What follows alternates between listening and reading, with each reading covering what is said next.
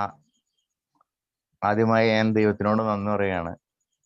ഇന്ന് ജീവിച്ചിരിക്കുന്നതിനാലും ഇന്ന് ഞാൻ സുബോധവാനായിരിക്കുന്നതിനാലും ഈ ആൽക്കഹോളിക് അനോണിമസിന്റെ അത്ഭവം നിറഞ്ഞ ഈ കൂട്ടായ്മയിലെ ഒരു അംഗമായിരിക്കുന്നതിനാലും ദൈവത്തിനോട് നന്ദി പറയുന്നു. അതുകൊണ്ട് തന്നെ ഞാൻ ഇന്ന് സന്തോഷവാനാണ്. എൻ്റെ മദ്യപാനം കൊണ്ടുണ്ടായ കുറച്ച് അനുഭവമാണ് ഞാൻ നിങ്ങളോട് പങ്കുവയ്ക്കുന്നത്. ഒരു സുപ്രഭാതത്തില് ഞാൻ ഓടിച്ചെന്ന് ബ്യൂറേജിൽ നിന്ന് മദ്യം മേടിച്ച് കുടിച്ച് മദ്യപാനിയായതല്ല, അല്ലെങ്കിൽ മദ്യാസക്ത രോഗിയായതല്ല. എൻ്റെ സാഹചര്യം അങ്ങനെയായിരുന്നു. എൻ്റെ അമ്മേനെ അച്ഛൻ ഉപേക്ഷിച്ച് പോയ നാളുകളായിരുന്നു പണ്ട് ചെറുപ്പത്തില്. അപ്പൊ എനിക്ക് ഓർമ്മ വയ്ക്കുന്ന കാലത്തൊന്നും എനിക്ക് എൻ്റെ കൂടെ എൻ്റെ അച്ഛനിലായിരുന്നു. ഞാനും എൻ്റെ അമ്മയുടെ കൂടെയാണ് വളർന്നത്. അമ്മയുടെ കൂടെയാണ് വളർന്നത്. അപ്പോ അമ്മയ്ക്കാണെങ്കിൽ കുറച്ച് അമ്മാവന്മാരുണ്ടായിരുന്നു, ആങ്ങളമാര്. അതായത് എനിക്ക് എൻ്റെ അമ്മാവന്മാര്, അമ്മയുടെ ആങ്ങളമാര് ഒരു 5-6 പേരുണ്ടായിരുന്നു. അപ്പൊ ഞങ്ങളെല്ലാരും ഒരു തറവാട്ടിലാണ്, അങ്ങനെ അമ്മയുടെ അച്ഛനൊക്കെ ഉണ്ടായിരുന്ന തറവാട്ടിലാണ് താമസിച്ചുകൊണ്ടിരുന്നത്. അതുകൊണ്ട് തന്നെ മദ്യപാനം അവിടെ മദ്യം ഇല്ലെങ്കിലും അവിടുത്തെ ഒരു ഒച്ചപ്പാടും ബഹളമൊക്കെ ഉണ്ടാവാനുള്ള ഒരു അന്തരീക്ഷം ഉണ്ടായിരുന്നു. കാരണം 5 അമ്മാവന്മാരുടെ ഭാര്യമാര്, അവരുടെ മക്കള്, അതിൻ്റെ കൂടെ ഞാനും എൻ്റെ അമ്മ. അപ്പൊ അവരുടെയൊക്കെ ഒരു സംരക്ഷണത്തിലാണ് ഞാൻ വളർന്നു വന്നത്. ഈ അമ്മാവന്മാരൊക്കെ നന്നായിട്ട് മദ്യപിക്കുന്ന ആൾക്കാരായിരുന്നു. അവര് മദ്യപിച്ചിട്ട് വൈകുന്നേരം വരുമ്പോ വീട്ടിൽ കിടന്ന് പെണ്ണുപിള്ളേനെ എടുത്ത് അടിക്കണയൊക്കെ കണ്ടാണ് ഞാൻ വളർന്നത്. അങ്ങനെ ഞാനൊരു 7ാം ക്ലാസ് 8ാം ക്ലാസ്സിലൊക്കെ പഠിക്കുന്ന സമയമായപ്പോഴത്തേനും നമ്മുടെ രാമംഗലത്തെ ചാരായ ഷാപ്പും ഉണ്ടായിരുന്നു, കള്ള് ഷാപ്പൊക്കെ ഉണ്ട്. അപ്പൊ ഇവര് അടിച്ചു പറ്റായിട്ട് വരുമ്പോ ഇവർക്ക് നടക്കാൻ പറ്റില്ലാത്തതുകൊണ്ട് എൻ്റെ കയ്യിൽ പൈസ തന്നിടും, പോയി മേടിച്ചുകൊണ്ട് വരാൻ പറയും. അങ്ങനെ ഞാൻ ഇവിടുന്ന് 2 കിലോമീറ്റർ നടക്കണമായിരുന്നു. അങ്ങനെ നടന്നു പോയി കള്ളൊക്കെ കുപ്പിയിൽ മേടിച്ചുകൊണ്ട് വന്ന് അമ്മാവന്മാർക്ക് കൊടുക്കും. ആദ്യം ഒന്നും പ്രശ്നമില്ലായിരുന്നു, ഞങ്ങൾ കള്ള് കൃത്യമായിട്ട് കൊണ്ടുപോയി കൊടുക്കുമായിരുന്നു. അത് കഴിഞ്ഞ് പിന്നെ അതിന്റെ അളവിന് വ്യത്യാസം വന്നു. അപ്പൊ എന്നോട് ചോദിക്കും ബാക്കി എന്തെന്ന് ചോദിക്കുമ്പോ ഞാൻ നുണ പറയാറുണ്ടായിരുന്നു, അങ്ങനെ മറിഞ്ഞു പോയി എന്നൊക്കെ പറയും. അങ്ങനെ അളവ് കൃത്യമാക്കാൻ വേണ്ടി പകുതി വെള്ളം ഒടിച്ചിട്ട് തോട്ടിന്ന് വെള്ളമൊക്കെ മുക്കി ഒഴിച്ച് അമ്മാവന്മാർക്ക് കൊണ്ടുപോയി കൊടുക്കുമായിരുന്നു. അങ്ങനെ അങ്ങനെയായിരുന്നു ചെറുപ്പത്തില് പോകുന്നത്. അത് കുറച്ചു നാൾ കഴിഞ്ഞപ്പോഴത്തേനും പിന്നെ അമ്മാവന്മാര് തന്നെ 1-2 പേക്കൊക്കെ അല്ല ഒരു സ്മോളൊക്കെ എനിക്ക് ഒഴിച്ചു തരുമായിരുന്നു. അങ്ങനെ കുറച്ചു നാൾ ഇങ്ങനെ പോയി കഴിഞ്ഞപ്പോ ഒരു ദിവസം ഇങ്ങനെ തറവാട്ടില് ഭയങ്കര വഴക്ക്, മദ്യപിച്ചിട്ട് വന്ന അമ്മാവന്മാര് തമ്മിൽ അടിയും ബഹളമൊക്കെ ആയി. പിറ്റേ ദിവസം ആകുമ്പോഴത്തേനും പോലീസ് കേസൊക്കെ ആയി. അങ്ങനെ എല്ലാവരും പിരിഞ്ഞപ്പോ തറവാടൊക്കെ വിറ്റ് എനിക്കും എൻ്റെ അമ്മയ്ക്കും കൂടെ ഒരു 1.25 സെന്റ് സ്ഥലം തറവാടിന്റെ അടുത്തുണ്ടായിരുന്നു, കിട്ടി. അതിൽ ഞാൻ എൻ്റെ അമ്മയും കൂടെ ഒരു ചെറിയ ഷെഡ് പോലെ കിട്ടി, അതിലായിരുന്നു താമസം. അങ്ങനെ ഞാൻ 10ാം ക്ലാസ്സിൽ പഠിക്കുന്ന സമയത്താണ് രാമംഗലം പഞ്ചായത്തിൽ നിന്ന് ഞങ്ങൾക്കൊരു പെര അനുവദിച്ചു കിട്ടണേ. അങ്ങനെ ഞങ്ങൾ ഒരു ചെറിയ പെര പണിതു, അവിടെ താമസിച്ചു വന്നു. അങ്ങനെ ഇരിക്കുമ്പോ ഞാൻ 10ാം ക്ലാസ്സിൽ തോറ്റു. കാരണം പഠിക്കാനൊന്നും അത്ര ഇതില്ലായിരുന്നു. ഈ അമ്മാവന്മാരുടെ ലഹളയും ഒച്ചപ്പാടൊക്കെ കേട്ട് കഴിഞ്ഞാൽ എവിടെ പഠിക്കാൻ സമയമായിരുന്നു. ഒന്ന് കറണ്ട് ഇല്ലായിരുന്നു, മണ്ണെണ്ണ വിളക്കിന്റെ സഹായത്തോടെ കൂടിയായിരുന്നു പഠിച്ചത്. എന്തുകൊണ്ടോ അന്ന് പഠിക്കാൻ പറ്റിയില്ല. കാരണന്മാരൊക്കെ പറയുമായിരുന്നു പഠിക്ക് എന്നൊക്കെ പറയായിരുന്നു. എന്നാലും നമ്മളതൊന്നും വലിയ കാര്യമായിട്ട് എടുത്തില്ല. അങ്ങനെ 10ാം ക്ലാസ്സിൽ ഞാൻ തോറ്റു കഴിഞ്ഞ് എന്നെ പ്രൈവറ്റ് ആയിട്ട് ഈ കോലഞ്ചേരിയിൽ ഒരു കോളേജിൽ കൊണ്ടുപോയി ചേർത്തു, 10ാം ക്ലാസ് റിപ്പീറ്റ് എഴുതാൻ വേണ്ടി. ഒരു 6 മാസം ഞാൻ പോയി. 6 മാസം കഴിഞ്ഞപ്പോഴത്തേനും അമ്മയുടെ കയ്യിൽ ഫീസ് അടയ്ക്കാനൊന്നും പൈസ ഉണ്ടായിരുന്നില്ല. അതുകൊണ്ട് എൻ്റെ പഠിത്തം അവിടെ വെച്ച് നിർത്തേണ്ടി വന്നു. അത് കഴിഞ്ഞ് പിന്നെ കുറെ നാള് വീട്ടിലിരുന്നു, പണിയൊന്നും ഉണ്ടായിരുന്നില്ല. അങ്ങനെ ഇരിക്കുമ്പോഴാണ് നമ്മുടെ വീടിന്റെ അടുത്തുള്ള ഒരു ചേട്ടായി നമ്മുടെ ചിത്രപ്പുഴ എന്ന് പറഞ്ഞ അമ്പലമുള് കമ്പനിയുടെ അപ്പുറം ചിത്രപ്പുഴ എന്ന് പറഞ്ഞ സ്ഥലമുണ്ട്. അവിടെ ഒരു ബാറിൽ തന്നെ ക്ലീനിങ് ബോയ് ആയിട്ട് കൊണ്ടുപോകാന്ന് പറഞ്ഞു. മാസം കണ്ട 1200 ഉണ്ടെന്നൊക്കെ പറഞ്ഞു. ഞാനങ്ങനെ പുള്ളിയുടെ കൂടെ അവിടെ പോയി. അപ്പൊ ബാറിൽ കുറെ നാള് നിന്നു. അപ്പൊ ബാറിലായണ്ട് മദ്യമായണ്ട് തൊട്ടടുത്ത് പരിചയമുള്ളതുകൊണ്ട് അവിടെ നിന്നൊക്കെ ശരിക്കും നന്നായിട്ട് കഴിച്ചു തുടങ്ങി. പിന്നെ കഴിച്ചു കഴിയുമ്പോ പിന്നെ എനിക്കൊരു ഇപ്പോഴാണ് ഞാൻ അറിയണ കഴിക്കുമ്പോ രോഗമായിരുന്നു. അന്നും രോഗം കയറി തുടങ്ങിയായിരുന്നു. കാരണം അഹങ്കാരമായിരുന്നു, ഈഗോ എന്നൊക്കെ പറഞ്ഞ പോലെ. ഞാൻ കഴിച്ചു കഴിഞ്ഞാൽ ഞാനെന്നുള്ളൊരു ഭാവം, ഞാനാണ് എല്ലാം, ഞാൻ ചിന്തിക്കുന്ന, ഞാൻ പ്രവർത്തിക്കുന്നതാണ് ശരി, ബാക്കിയുള്ളവരൊക്കെ മണ്ടന്മാരെന്നുള്ളൊരു വിചാരമായിരുന്നു. അങ്ങനെ ബാറിൽ നിന്നൊക്കെ കഴിച്ച് പിന്നെ വീട്ടില് കുറച്ച് ബാറിലൊക്കെ അടിയുണ്ടായി, വീട്ടിൽ വന്ന് നിന്നു. പിന്നെ എനിക്ക് സ്വാതന്ത്ര്യമായി, കാരണം അമ്മ മാത്രം ഉണ്ടായിരുന്നുള്ളൂ. ആദ്യം അമ്മേനെയൊക്കെ എനിക്ക് പേടിയായിരുന്നു. അത് കഴിഞ്ഞ് മദ്യപിച്ച് കഴിഞ്ഞപ്പോ അമ്മയോടൊക്കെ ഞാൻ വഴക്കുണ്ടാക്കും. പിന്നെ എനിക്ക് പിറ്റേ ദിവസം ആകുമ്പോഴത്തേനും കുറ്റബോധമുണ്ട് എന്നൊക്കെ പറയണേന്ന്. അങ്ങനെ മദ്യം കീഴി നിർത്തിയേക്കാന്നൊക്കെ ഓർത്തു, എന്നിട്ടും രക്ഷ ഉണ്ടായിരുന്നില്ല. പിന്നെ ഞാൻ കഴിച്ചു. അങ്ങനെ അങ്ങനെ വന്ന് ചെയ്യാത്ത പണികളൊന്നുമില്ല. പെയിന്റിങ്ങിന് പോയി, ബാറിൽ പോയി, ബസ്സിൽ പോയി, എങ്ങും എനിക്ക് എന്റെ മദ്യപാനം കാരണം എനിക്ക് പിടിച്ചിരിക്കാൻ പറ്റിയില്ല. അത്രയും നല്ല മദ്യം. അപ്പൊ എനിക്ക് ഡെയിലി മദ്യപിക്കണമെന്നില്ലായിരുന്നു. മദ്യപിച്ചില്ലായിരുന്നു എന്റെ കൈയും കാലും ഒന്നും വിറയ്ക്കൊന്നും ഉണ്ടായിരുന്നില്ല പണ്ട്.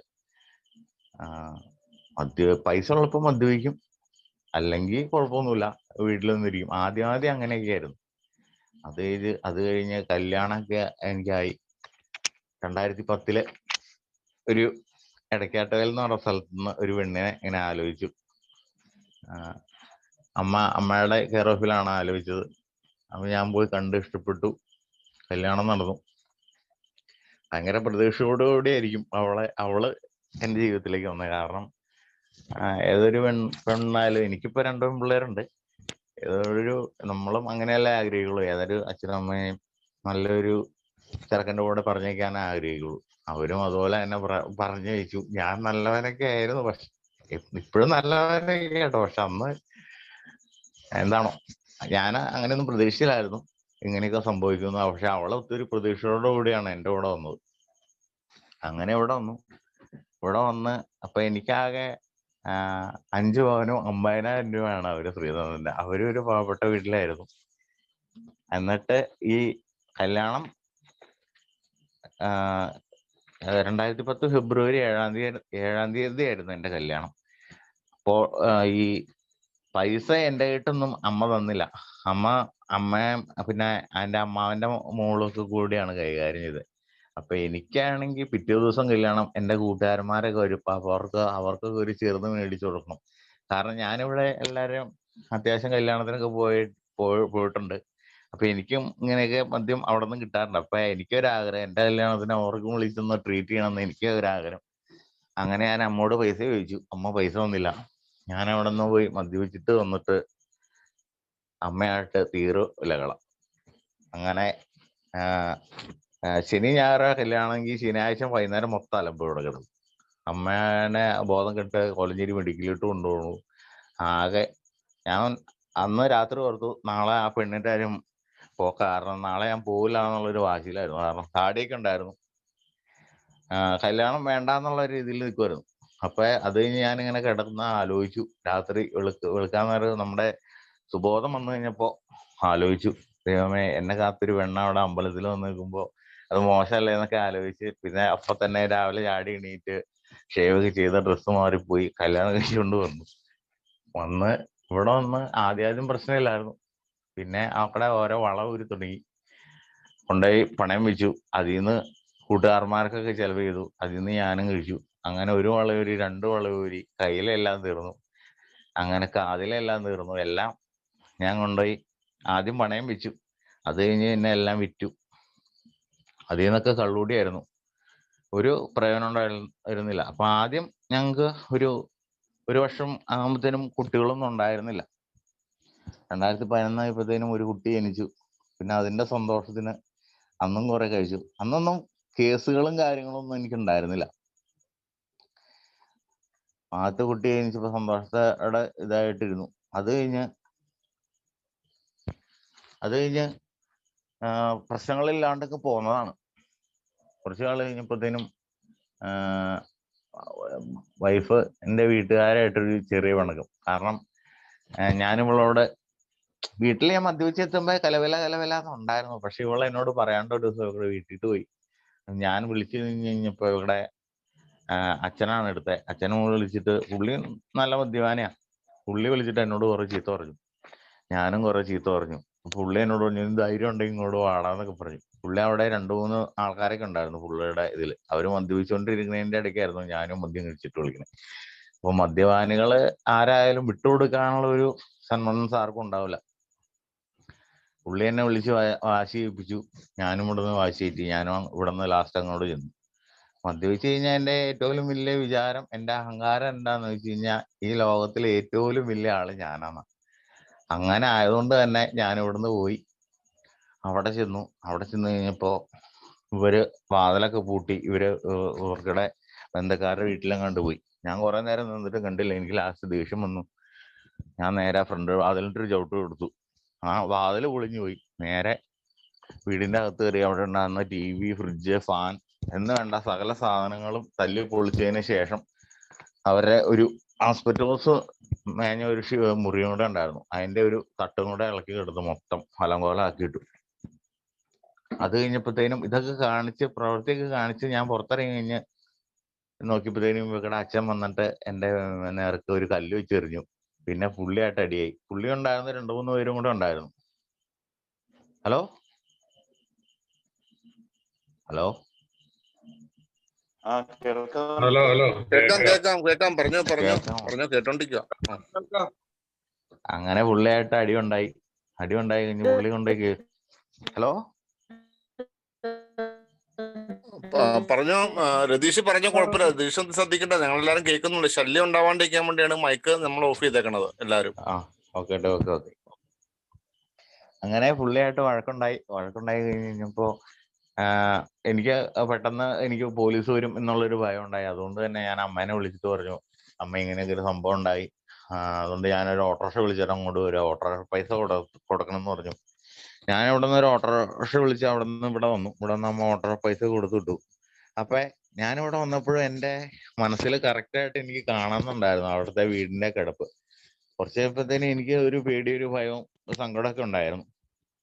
നേരം വെളുത്തപ്പോഴത്തേനും എന്റെ പറ്റെല്ലാം ഇറങ്ങിയായിരുന്നു. അപ്പൊ തന്നെ എനിക്ക് കുറ്റബോധമായി.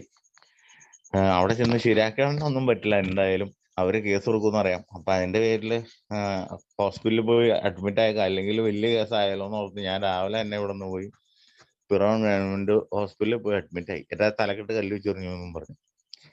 അങ്ങനെ ലാസ്റ്റ് അപ്പത്തേനും ഉച്ചയായപ്പോഴത്തേനും വൈഫ് വന്നു. കാരണം ഞാൻ വെള്ളം കുടിച്ച എന്റെ മനസ്സ് അവക്കറിയായിരുന്നു. ശരിക്കും പറഞ്ഞാൽ ഞാൻ പാവമാണ്, വെള്ളം കുടിച്ചാൽ മാത്രം കുഴപ്പമുണ്ടായിരുന്നു എന്നുള്ളൊരു ഇതൊക്കെ അറിയാം. അതുകൊണ്ട് തന്നെ അവളൊരു ഉച്ചയായപ്പോഴത്തേനും വന്നു. അപ്പൊ എന്നോട് ഒത്തിരി സങ്കടപ്പെട്ട് കരഞ്ഞു. ഇപ്പൊ ഞാനും ഇനി കുറെ കരഞ്ഞു. അങ്ങനെ ഞങ്ങൾ അവിടെ നിന്ന് പോന്നു. അപ്പത്തെ ഇവരെന്തായാലും അവരുടെ അച്ഛനൊക്കെ കേസിൽ നിന്ന് പിന്മാറാൻ താല്പര്യമില്ലായിരുന്നു. അങ്ങനെ ലാസ്റ്റ് വന്ന് ഞാൻ അവരെ പേടിപ്പിച്ചു.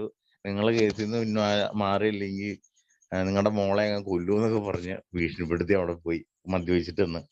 അങ്ങനെ ലാസ്റ്റ് എന്തുകൊണ്ട് എന്റെ ഭാഗത്തിന് ഇവള് ഒന്നും പോയില്ല. അങ്ങനെ അവര് കേസ് കൊടുത്തു. എന്തായാലും ആ കേസിൽ നിന്നൊക്കെ അവര് ലാസ്റ്റ് കോംപ്രമൈസ് ആക്കി. അതിൽ നിന്നൊക്കെ ഊരിപ്പോരാൻ എനിക്ക് സാധിച്ചു. അപ്പൊ അതിൽ നിന്നൊക്കെ ഊരുമ്പോഴും എന്റെ മനസ്സിലുണ്ടായിരുന്നു, ഈ മദ്യപാനം കൊണ്ടാണല്ലോ എന്റെ പ്രശ്നങ്ങള്. മദ്യപാനം ഇല്ലായിരുന്നെങ്കിൽ ഒരു കുഴപ്പവും ഉണ്ടായിരുന്നില്ല എന്നൊക്കെ അറിയായിരുന്നു. ഒന്നും നമുക്ക് മനസ്സിലാക്കാനുള്ള ബോധമോ അല്ലെങ്കിൽ സമയമായിട്ടില്ല എന്ന് പറഞ്ഞാൽ മറ്റേ മോഹൻലാല് നാടോടിക്കാറ്റി പറഞ്ഞ പോലെ അതിൻ്റെ സമയമായിട്ടില്ല ദാസം എന്ന് പറഞ്ഞ പോലെ ആയിരുന്നു അന്നൊക്കെ. അത് കഴിഞ്ഞ് അവിടുന്ന് പ്രശ്നങ്ങളൊക്കെ കഴിഞ്ഞു പോന്നു. പിന്നീട് ഇവിടെ വന്ന് മദ്യപാനായി ആദ്യത്തെ കൊച്ചുണ്ടായി അതൊക്കെ പറഞ്ഞു. അത് അവിടെയൊക്കെ പൊളിഞ്ഞ് പിന്നെ അമ്മായപ്പനും അമ്മായമ്മയായിട്ടുള്ള ബന്ധങ്ങളൊക്കെ അവരുടെ സംസാരത്തിലും അടുപ്പത്തിലൊക്കെ ഇത്തിരി വിള്ളല് വീണു. പിന്നീട് മദ്യപാനം കൂടി. ആദ്യം കൂട്ടുകാരൊക്കെ ഒത്തിരി പേരുണ്ടായിരുന്നു. അത് കഴിഞ്ഞ് എല്ലാ കൂട്ടുകാരും പോയി. കാരണം മദ്യപിച്ച് കഴിഞ്ഞാൽ ഞാൻ ആ ഭാവത്തോടു കൂടി എല്ലാവരോടും സംസാരിക്കും. അവർക്ക് ഇഷ്ടപ്പെട്ടില്ല, അവരായിട്ട് ലാസ്റ്റ് വഴക്കാവും. അങ്ങനെ പോയിക്കൊണ്ടിരുന്നു. അപ്പൊ ഓരോ ദിവസം ഓരോ പ്രശ്നങ്ങളായി. ആദ്യം എനിക്ക് രാമംഗലം പോലീസ് സ്റ്റേഷനിൽ ഒരു കേസ് പോലും ഉണ്ടായിരുന്നില്ല. അത് കഴിഞ്ഞ് ഓരോ പെറ്റി കേസുകളായി. മദ്യപിച്ച് പൊതുജനത്തിന് ശല്യാന്ന് പറഞ്ഞ കേസ് എടുത്തു. 118 എന്നാണ് അതിന്റെ പേര്. അങ്ങനെ 118 തന്നെ ഒരു 10-100 രാമംഗലം സ്റ്റേഷനിൽ ഉണ്ടായിരുന്നു. എന്റെ മദ്യപിച്ചിട്ട് പൊതുസ്ഥലത്ത് പോയി ശല്യം ഉണ്ടാക്കിയെന്നും പറഞ്ഞ്, പൊതുജനങ്ങൾക്ക് ശല്യം ഉണ്ടാക്കിയെന്നും പറഞ്ഞ് 118 കുറെ കിട്ടി. ആദ്യം 118 ആയിരുന്നു. അത് കഴിഞ്ഞ് പിന്നെ പോലീസുകാരും മടുത്തു. ഞാനിങ്ങനെ ഭയങ്കര അലമ്പനാണെന്നും നാട്ടുകാർക്കൊന്നും ഇഷ്ടമില്ലാത്തവനാന്നൊക്കെ പോലീസുകാർ അറിഞ്ഞു. ആരും ഇല്ലാത്തവനാന്ന് അറിഞ്ഞു. അതുകൊണ്ട് തന്നെ പോലീസുകാർക്കും എന്നെ അങ്ങ് കൊടുക്കണം എന്നായിരുന്നു. കാരണം പോലീസുകാരോടൊക്കെ ഞാൻ ഒത്തിരി ചീത്ത പറഞ്ഞിട്ടുണ്ട്. രാമംഗലം സ്റ്റേഷനിൽ എന്നെ പിടിച്ചുകൊണ്ട് പോയി കഴിഞ്ഞാൽ എന്നെ ആദ്യമേ ആദ്യം എന്നെ പുറത്തിരുത്തിക്കൊണ്ടിരുന്നത്. അത് കഴിഞ്ഞ് പിന്നെ അകത്ത് കയറ്റിക്കൊണ്ടിരുന്നത്. കാരണം ഞാൻ തെറി ഒച്ചപ്പാടൊക്കെ ആയതുകൊണ്ട്. അപ്പൊ സെല്ല് പൂട്ടിയിടുമ്പോൾ ഞാൻ ആ സെല്ലിന്റെ ഉള്ളിൽ കിടന്ന് ഭയങ്കരമായിട്ട് ചവിട്ടവും കാര്യങ്ങളൊക്കെ. എനിക്ക് ഇപ്പോഴും എന്റെ മനസ്സിൽ കൂടെ ഇങ്ങനെ പോണു. ആ ഗ്രില്ലൊക്കെ പൊളിക്കുമ്പോ പോലീസുകാരെന്റെ രണ്ട് കയ്യിലും വിലങ്ങും വെച്ച് കാലയിലൊക്കെ പിടിച്ച് കെട്ടി തോർത്തും കൊണ്ട് എന്റെ തലയിൽ കൊണ്ട് ഹെൽമെറ്റൊക്കെ വയ്ക്കും. കാരണം ഞാൻ തലയൊക്കെ തല്ലി പൊളിക്കും. അത് കഴിഞ്ഞ് ഒന്ന് ഒരു കുറെ നേരം അവര് എന്തെങ്കിലുമൊക്കെ ചെയ്തിട്ടുണ്ടാവും എന്നെ. അത് കഴിഞ്ഞ് ഒരു 10, 12 മണി, 1 മണി, 2 മണിയൊക്കെ ആകുമ്പോഴത്തേനും ഞാൻ ആകെ തളർന്ന് കിടപ്പായിരിക്കും. അത് കഴിഞ്ഞിട്ട് ഞാൻ എണീക്കും. ഒരു 3 മണിയൊക്കെ ആകുമ്പോൾ എണീറ്റ് ആ പാറാവാരനോട് പറയും, എന്റെ പൊന്നു സാറേ, എന്റെ മദ്യപാനം കൊണ്ടാ സാറേ എന്നൊക്കെ പറഞ്ഞ് ആ സാറിനോട് പറയും. അപ്പൊ ആ സാർ എന്റെ അടുത്ത് കുറച്ച് നേരം വന്നിരിക്കും. മദ്യപാനം നിർത്താനൊക്കെ പറയും. ഞാൻ പറയും ആ നിർത്താം സാറേ എന്നൊക്കെ പറഞ്ഞിട്ട് നേരം വെളുത്ത അമ്മ ആരെങ്കിലൊക്കെ വന്ന് ജാമ്യം എടുത്തുകൊണ്ട് പോകും. പിന്നെ ഇത് തന്നെ പരിപാടി. അങ്ങനെ ഇങ്ങനെ വർഷങ്ങളായി. എന്നെ ജയിലിൽ കൊണ്ടുവിടും. ഞാൻ കാക്കനാട് ജില്ലാ ജയിലിലായിരുന്നു ഫസ്റ്റിൽ എന്നെ കൊണ്ടുപോയത്. അവിടെ അല്ല, കാക്കനാട് മോറ്റോട് സബ് ജയിലില്. അതിങ്ങനെ ഒരു സംഭവം. എൻ്റെ ഒരു മൊബൈല്, ഞാൻ ബസ്സിൽ പോണ സമയത്ത് എൻ്റെ മൊബൈൽ ഇങ്ങനെ ബസ്സിൽ നിന്നൊരു രാത്രി കള്ളന്മാരെടുത്തുകൊണ്ട് പോയി. അത് പിറ്റേ ദിവസം പിറവത്ത് കടയിൽ അവന്മാര് വിൽക്കാൻ വന്നപ്പോ ഞാൻ ഈ പിറവത്ത് കടയിൽ നിൽക്കണ്ടായിരുന്നു. അങ്ങനെ ഈ മൊബൈല് അവന്മാരെ കള്ളന്മാരാന്ന് പറഞ്ഞു. അങ്ങനെ അവന്മാരെ പോലീസ് പിടിച്ചു. പോലീസ് വന്നു കഴിഞ്ഞപ്പോ ഞാൻ പറഞ്ഞ കേസൊന്നുമില്ല സാറേ, എനിക്ക് എന്റെ മൊബൈൽ കിട്ടിയെന്ന് പറഞ്ഞായിരുന്നു ഒന്ന് ആ പോലീസുകാരനോട്. പുള്ളി പറഞ്ഞു ഇത്രയും പേരുടെ മുമ്പിൽ വെച്ച് പിടിച്ചതാണ്, അത് കേസ് എടുക്കാൻ പറ്റില്ല എന്നൊക്കെ പറഞ്ഞു പുള്ളി അവന്മാരെ പിടിച്ചുകൊണ്ട് പോയി. എന്റെ മൊബൈല് മേടിച്ചെടുത്തു. ഇത് തൊണ്ടി മുതൽ അത് കോടതി നിനക്ക് തരുമെന്നും പറഞ്ഞ് തൊണ്ടി മുതൽ. ഞാൻ ആദ്യം ആ സാറിനോട് പറഞ്ഞു, സാറേ എനിക്ക് കേസില്ല, അവര് വിട്ടേക്ക്, എനിക്ക് എന്റെ മൊബൈലും എന്റെ സിമ്മൊക്കെ കിട്ടി, എനിക്ക് പ്രശ്നമില്ലെന്ന് പറഞ്ഞു. അപ്പൊ അവര് പറഞ്ഞു എത്ര ആൾക്കാരെ മുമ്പിൽ വെച്ച് പിടിച്ചാണ്, അപ്പൊ അവനെതിരെ കേസെടുക്കാൻ ഇതുണ്ടാവില്ല, അതുകൊണ്ട് നിങ്ങൾക്ക് കോടതിയിൽ നിന്ന് കിട്ടും മൊബൈൽ എന്ന് പറഞ്ഞു. 1 വർഷമായി 2 വർഷമായിട്ട് എനിക്ക് കോടതിയിൽ നിന്ന് തന്നെ വിളിച്ചു പോയില്ല. അങ്ങനെ ഞാനൊരു ദിവസം അടിച്ച് പറ്റായിട്ട് നിൽക്കുമ്പോഴാണ് നമ്മുടെ പിറവം സ്റ്റേഷനിലെ SI കൂട്ടരും കൂടെ വന്നത്. അപ്പൊ ഞാൻ പോലീസ് ജീപ്പ് തടഞ്ഞു നിർത്തിയിട്ട് പറഞ്ഞു, സാറ് എന്റെ മൊബൈൽ വന്നിട്ട് പോയാൽ മതി പറഞ്ഞു. നല്ല പറ്റായിരുന്നു. അപ്പൊ പുള്ളി പറഞ്ഞു മൊബൈലൊക്കെ കോടതിയിൽ നിന്ന് വരുമെന്ന് പറഞ്ഞു. ഞാൻ പറഞ്ഞു നടക്കില്ല, എനിക്കിപ്പോ വേണമെന്ന് പറഞ്ഞു. അങ്ങനെ പോലീസുകാരനായിട്ട് വഴക്കായി കഴിഞ്ഞ് അവരെ പോലീസിനെ ആക്രമിച്ചു എന്നും പറഞ്ഞ് കേസ് എടുത്ത് തന്നെ ഫസ്റ്റിലെ മോറ്റോർ സബ് ജയിലിൽ കൊണ്ടുപോണേ. അങ്ങനെ 14 ദിവസം റിമാൻഡ് അവിടെ ചെയ്തു. 2 ദിവസം കഴിഞ്ഞപ്പോഴത്തേനും അമ്മ ഒന്ന് ജാമ്യത്തിൽ എടുത്തുകൊണ്ട് വന്നു. അന്ന് ഞാൻ അമ്മോട് പറഞ്ഞു, അമ്മേ ജയിലാണ്, ഇനി എനിക്ക് അങ്ങോട്ട് പോകണം എന്ന് ആഗ്രഹമില്ല, എന്റെ കുടിയാണ് പ്രശ്നം, അതുകൊണ്ട് ഇനി ഞാൻ കുടിക്കൊന്നുമില്ല എന്നൊക്കെ പറഞ്ഞാണ് അന്ന് അമ്മ എന്നെ ജാമ്യത്തിൽ ഇറക്കിക്കൊണ്ട് വന്നത്. പിന്നെയും പ്രശ്നമായി, കാക്കനാട് ജയിലായി. അവിടെ ഇതുപോലെ തന്നെ അമ്മയും ഭാര്യയും കുട്ടികളൊക്കെ അപ്പുറത്ത് സെല്ലിന്റെ അപ്പുറം ഗ്രില്ലിന്റെ അപ്പുറം വന്ന് നിന്നിട്ട് കരയണൊക്കെ കാണുമ്പോൾ ഞാൻ ഇപ്പുറം നിന്ന് ഒത്തിരി കരയായിരുന്നു. എന്നിട്ട് പറയായിരുന്നു അവരോട്, ഇനി ഞാൻ കുടിക്കില്ല, മര്യാദയ്ക്ക് പുറത്തിറങ്ങി ഒന്ന് മര്യാദയ്ക്ക് ജീവിച്ചോളാന്ന് ഒക്കെ പറയും. അപ്പൊ പിന്നെ ഞാൻ വന്ന് ഇത് തന്നെ പരിപാടി. അപ്പൊ എല്ലാരും പറഞ്ഞു എന്റെ അഹങ്കാരം, അവന്റെ കയ്യിലിരിപ്പ എന്നൊക്കെ എല്ലാരും എന്നെ കുറ്റപ്പെടുത്തായിരുന്നു. പക്ഷെ എനിക്ക് അന്ന് എനിക്കും ചെറുതായിട്ട് എന്നോട് തന്നെ എന്റെ അഹങ്കാരം തന്നെയാണോ എന്ന് എനിക്ക് ചോദിക്കാൻ ഞാൻ എന്നോട് തന്നെ ചോദിക്കുമായിരുന്നു. പക്ഷെ ഞാനൊരു രോഗിയാണെന്ന് എനിക്ക് ഇപ്പോഴാണ് മനസ്സിലാവണേ. അങ്ങനെ ഒത്തിരി ആഗ്രഹം ഉണ്ടായിരുന്നു, ഈ നിർത്തണം, മദ്യപാനം നിർത്തണം എന്നൊക്കെ ഒത്തിരി ആഗ്രഹം ഉണ്ടായിരുന്നു. അങ്ങനെ ഒത്തിരി പ്രശ്നങ്ങളായി കഴിഞ്ഞപ്പോ KP ആക്ട് പ്രകാരം, കാപ്പ നിയമപ്രകാരം അപ്പോഴത്തേന് എന്നെ ഇവിടെ ഈ നിരന്തരം പ്രശ്നമായതുകൊണ്ട് തന്നെ എന്നെ ഇവിടെ ഒരു ക്രിമിനൽ പോലെ ആക്കി. ഇവിടുത്തെ ഗുണ്ട എന്നൊക്കെ പറഞ്ഞ് പോലീസുകാര് എന്നെ ഗുണ്ടാ ലിസ്റ്റിൽ പെടുത്തി. അങ്ങനെ എന്നെ ഇവിടെ നിന്ന് നാട് കടത്താനുള്ള പരിപാടി അവർ ചെയ്തു. അതിനു മുമ്പ് ഒത്തിരി പ്രശ്നങ്ങളുണ്ടായി. അടുത്തുണ്ടായിരുന്ന ഒരു ചേട്ടനായിട്ട് വഴക്കുണ്ടായി. പുള്ളി എന്നെ വാക്കുത്തിക്ക് വെട്ടാൻ വന്നു. ഞാൻ ആ വാക്കുത്തി പിടിച്ചു മേടിക്കുന്നതിന്റെ ഇടയ്ക്ക് പുള്ളിയുടെ കാലയിലെങ്ങാണ്ട് ആ വാക്കുത്തി കൊണ്ടു. അതോ പുള്ളി മറിഞ്ഞു വീണോ എന്തോ, അങ്ങനെ എന്റെ പേരിലെ കൊലപാതക ശ്രമത്തിന് വരെ കേസെടുത്തു. 307 പറഞ്ഞ സംഭവം. അത് ഞാനോർത്ത് ഒരു കുറച്ച് നാള് ശിക്ഷ കിട്ടുമെന്നൊക്കെ ഓർത്താ പോയത്. പക്ഷെ അവര് പറഞ്ഞു 25,000 രൂപ തരൂ, കുഴപ്പമാണെങ്കിൽ അവര് കോംപ്രമൈസ് ചെയ്യാമെന്നും പറഞ്ഞ് അമ്മ ആരൊക്കെയോ കടം മേടിച്ച് 25,000 രൂപ കൊടുത്ത കേസ് ഇല്ലാണ്ടാക്കി. അത് കഴിഞ്ഞ് ഒരു ദിവസം എൻ്റെ രണ്ടാമത്തെ കുട്ടി ഗർഭിണിയായിട്ടിരിക്കുന്ന സമയത്താണ് അമ്മയായിട്ട് വഴക്കുണ്ടായി. അമ്മ ഇവിടെ നിന്ന് പോണു. ഇപ്പൊ ഡോക്ടർ എന്നോട് പറഞ്ഞ് 1 ആഴ്ച അങ്ങോട്ടേ ഉള്ളൂ ഡെലിവറിക്ക്, അതുകൊണ്ട് അഡ്മിറ്റ് ആകാറായെന്ന് പറഞ്ഞായിരുന്നു. അപ്പൊ എനിക്കാണെങ്കിൽ അന്ന് പണിയില്ലായിരുന്നു, പൈസ ഇല്ലായിരുന്നു, ഒരു മഴക്കാലം കൂടെ ആയിരുന്നു. അങ്ങനെ ഇരിക്കെ അമ്മ എന്നോട് വഴക്കുണ്ടാക്കി അമ്മയുടെ ആങ്ങളുടെ വീട്ടിൽ പോയി, ആലപ്പുഴയിലേക്ക് പോയി. ആലപ്പുഴയ്ക്ക് പോയി കഴിഞ്ഞപ്പോ എനിക്ക് ദേഷ്യം. കയ്യിലാണെങ്കിൽ 5 പൈസയില്ല, കറി വെക്കാൻ പോലും ഒന്നുമില്ല. അങ്ങനെ ഇരിക്കുമ്പോഴാണ് ഇവിടെ മഴക്കാലം ആകുമ്പോൾ വെള്ളം കയറി ഇങ്ങനെ വല വീശി കഴിഞ്ഞ് കഴിഞ്ഞാൽ പരല് പൊടിച്ച് അങ്ങനെയുള്ള സാധനങ്ങളൊക്കെ കിട്ടുമെന്ന് നമ്മുടെ ഇവിടുത്തെ ചേട്ടന്മാർ പറഞ്ഞു. അവര് പോവുക, അവരുടെ കൂടെ വന്നുണ്ടോന്ന് ചോദിച്ചു. ഞാൻ പറഞ്ഞു ഞാനും വരാമെന്ന് പറഞ്ഞു. അങ്ങനെ ഇവിടുന്ന് വല വീശാനായിട്ട് ഒരു 10-15 കിലോമീറ്റർ വേണം, പുത്തുംകുരിശ് എന്ന് പറഞ്ഞ സ്ഥലം. അവിടെ പോയി രാവിലെ 10 മണിയായപ്പോഴത്തേനും തന്നെ 2 ജവാൻ ലിറ്റർ മേടിച്ച് പൊട്ടിച്ചു. അത് കഴിഞ്ഞ് പിന്നെയാണ് വല വീശാൻ തുടങ്ങിയത്. വല വീശി വീശി വീശി ഉച്ചയായപ്പോഴത്തേനും 2 ലിറ്ററും തീർന്നു. അത് കഴിഞ്ഞൊരു 5 മണിയൊക്കെ ആയപ്പോഴത്തേനും അടുത്ത സാധനം കൊണ്ടുപോകും. അങ്ങനെ ഞങ്ങൾ 4 പേരുണ്ടായിരുന്നുള്ളൂ. ഒരു 4 ലിറ്റർ എങ്ങാണ്ടോ 3 ലിറ്റർ എങ്ങാണ്ടോ മേടിച്ചെന്ന്. അന്ന് നന്നായി പറ്റായിട്ടാ ഞാൻ വീട്ടിൽ വന്നത്. വീട്ടില് കുറെ ഒരു 1.5 കിലോ പൊടിച്ചൊക്കെ ആയിട്ടാ ഞാനിവിടെ പൊടിച്ച് മീനൊക്കെ ആയിട്ട് വരുമ്പോ ഭാര്യ ഇവിടെ കോഴിക്കറി വെച്ചിട്ടിരിക്കുക. ഭാര്യയുടെ പെണ്ണുമ്പിള്ളയുടെ അമ്മ ഇവിടെ വന്നിട്ട് പോയി. ഇപ്പൊ ഇവിടുത്തെ അവസ്ഥ കാരണം ഞങ്ങളുടെ 10-500 രൂപ കൊടുത്തിട്ട് പോയി. അങ്ങനെ അവള് മേടിച്ച് കോഴി കറി വെച്ച് ഇരിക്കുവായിരുന്നു. അപ്പൊ ഞാൻ അവളോട് പറഞ്ഞു, എന്നാ ഈ മീനും കൂടെ വെട്ടാടി, നമുക്കുണ്ട് മീൻ വറുത്ത കൂടെ കൂട്ടി ചോറിനാന്ന് പറഞ്ഞു. ആ നിറവേറും കൊണ്ട് അവൾ അവിടെ ഇരുന്ന് ആ പരല് വെട്ടണതിന്റെ ഇടയ്ക്കാണ് ഇങ്ങനെ ഹോസ്പിറ്റലിലെ കാര്യങ്ങളൊക്കെ ഇങ്ങനെ ആലോചിച്ചത്. അപ്പൊ അമ്മയോട് ഇച്ചിരി പൈസ വെക്കാന്ന് ഓർത്ത് അമ്മേനെ വിളിച്ചു. അമ്മേനെ വിളിച്ച് അമ്മ പറഞ്ഞു എന്റെ കയ്യിലും പൈസ ഇല്ലാന്ന് പറഞ്ഞ് അമ്മയായിട്ട് ഇങ്ങനെ ദേഷ്യപ്പെട്ടുകൊണ്ടിരിക്കുന്നതിന്റെ ഇടയ്ക്കാണ് ഫോണിലെ പൈസ തീർന്നു പോണെ. അങ്ങനെ പിന്നെ ഇപ്പൊ എനിക്ക് കള്ളു കുടിച്ച് കഴിഞ്ഞാൽ ആരോടെങ്കിലും വഴക്കുണ്ടാക്കണം എന്നുള്ളൊരു മെന്റാലിറ്റി ആയിരുന്നു അന്ന്. അങ്ങനെ ഞാൻ ആരോടെങ്കിലും ഒന്ന് വിളിച്ച് എന്തെങ്കിലും ചീത്ത പറയാന്നോർത്ത് പൈസ തീർന്നുവല്ലോ. അങ്ങനെ ഞാൻ നമ്മുടെ ഡയൽ നമ്പർ 100 പോലീസ് സ്റ്റേഷനിലേക്ക് വിളിച്ചു. ഇപ്പൊ പോലീസുകാരോട് എനിക്ക് ഭയങ്കര ദേഷ്യമായിരുന്നു. കാരണം എന്റെ അമ്മാവനെ അവള് പോലീസുകാരെയാ, പുള്ളിക്കാരത്ത് സെൻട്രൽ റിസർവ് പോലീസിലെ CRPF-ലാണ്. അപ്പൊ ചേച്ചിയുടെ കൂടെയൊക്കെ ഞാൻ ചേച്ചിയുടെ അടുത്ത് ഒരു 6 മാസം ഈ ആസാമിലൊക്കെ പോയി നിന്നാ. അപ്പൊ ചേച്ചി വൈകുന്നേരം ചേച്ചിക്ക് നൈറ്റ് ഡ്യൂട്ടി ഉള്ളപ്പോ ചേച്ചി AK-47 ഒക്കെ വീട്ടിൽ കൊണ്ടുവരും. എന്നിട്ട് അതിന്റെ ഈ പെല്ലറ്റ് നിറയ്ക്കാനായിട്ട് എന്നോട് പറയും ഇങ്ങനെ കാണിച്ചു തരും, ഇങ്ങനെ ചെയ്ത് നിറച്ച് വെക്കാൻ പറയും. പുള്ളിക്കാരത്ത് പോണക്കാലം മുപ്പാട് അങ്ങനെയൊക്കെ ഞാൻ ചെയ്തുകൊണ്ടിരുന്നു. അപ്പൊ ഇവിടത്തെ പോലീസിനെ കാണുമ്പോൾ എനിക്കൊരു പുച്ഛായിരുന്നു.